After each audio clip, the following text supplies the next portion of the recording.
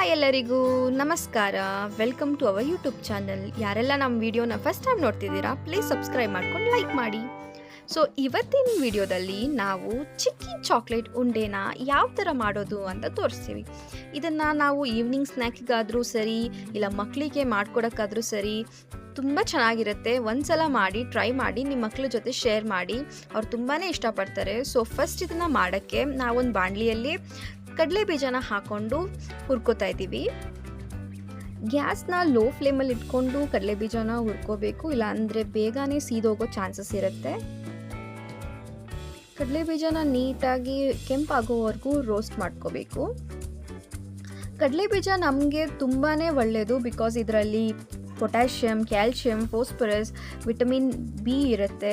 ಅದರಿಂದ ನಮಗೆ health benefits ತುಂಬಾ ಇದೆ. ಇದರಲ್ಲಿರೋ ಹೆಲ್ದಿ ಫ್ಯಾಟ್ಸ್, ಪ್ರೋಟೀನ್ಸ್, ಫೈಬರ್ಸು ಅದು ನಮಗೆ ತುಂಬಾ ಮುಖ್ಯ ನಮ್ಮ ಆರೋಗ್ಯಕ್ಕೆ. ಸೊ ನೋಡ್ತಾ ಇರ್ಬೋದು ನೀವು, ಕಡಲೆ ಬೀಜನ ಈ ಥರ ಕೆಂಪಾಗಿ ನಾವು ಹುರ್ಕೊಂಡು ಅದನ್ನ ಸಿಪ್ಪೆ ಸುಳ್ಕೋಬೇಕು. ನೀಟಾಗಿ ಸಿಪ್ಪೆ ಎಲ್ಲ ಸುಳ್ದಾದ್ಮೇಲೆ ಒಂದು ಬೌಲಲ್ಲಿ ಹಾಕ್ಕೊಂಡು ಇಟ್ಕೊಂಡಿದ್ದೀವಿ. ಈಗ ನಾವು ಇದಕ್ಕೆ ಕೊಬ್ಬರಿನ ಬಳಸ್ಕೊತಾ ಇದ್ದೀವಿ. ಕೊಬ್ಬರಿ ಬ್ಲಡ್ ಪ್ರೆಷರ್ ಮೇಂಟೈನ್ ಮಾಡೋಕ್ಕೆ ಮತ್ತು ಡಯಾಬಿಟಿಸ್ ಕಂಟ್ರೋಲ್ ಮಾಡೋಕ್ಕೆ ತುಂಬಾ ಉಪಯುಕ್ತವಾದ ಇಂಗ್ರೀಡಿಯೆಂಟು.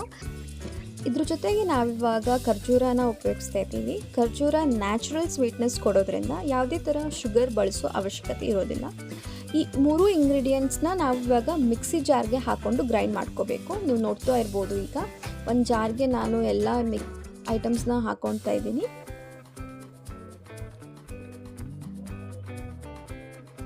ಇದನ್ನು ಹಾಕ್ಕೊಂಡು ನೀಟಾಗಿ ಗ್ರೈಂಡ್ ಮಾಡ್ಕೋಬೇಕು. ನೆನಪಿರಲಿ, ಇವಾಗ ಇದನ್ನು ಗ್ರೈಂಡ್ ಮಾಡ್ಕೋಬೇಕಾದ್ರೆ ನಾವು ಯಾವುದೇ ಥರ ನೀರನ್ನ ಬಳಸಬಾರ್ದು. ಗ್ರೈಂಡ್ ಆದಮೇಲೆ ಮಿಕ್ಸ್ಚರ್ ಈ ಥರ ಇರುತ್ತೆ. ಇದನ್ನು ನಾವು ಹಾಗೆ ತಿನ್ಬೋದು, ಇಲ್ಲ ಉಂಡೆ ಕೂಡ ಮಾಡ್ಕೊಂಡು ತಿನ್ಬೋದು. ಉಂಡೆ ಮಾಡ್ಕೊಂಡು ಕೊಡೋದ್ರಿಂದ ಮಕ್ಕಳಿಗೆ ತುಂಬಾ ಇಷ್ಟ ಆಗುತ್ತೆ. ನೋಡಿ, ಈ ಥರ ಉಂಡೆ ಮಾಡ್ಕೊಂಡಿದ್ದೀವಿ. ಒಂದ್ಸಲ ಟ್ರೈ ಮಾಡಿ ನೋಡಿ, ತುಂಬಾ ಟೇಸ್ಟಿಯಾಗಿರುತ್ತೆ. ಮತ್ತು ಹೇಗಿತ್ತು ಅಂತ ಕಮೆಂಟ್ ಸೆಕ್ಷನಲ್ಲಿ ತಿಳಿಸಿ. ಇದ್ರ ಜೊತೆಗೆ ನಾವು ಡ್ರೈ ಫ್ರೂಟ್ಸ್ ಕೂಡ ಮಿಕ್ಸ್ ಮಾಡ್ಕೊಬೋದು, ಆದರೆ ನಾನಿಲ್ಲಿ ಉಪಯೋಗಿಸಿಲ್ಲ.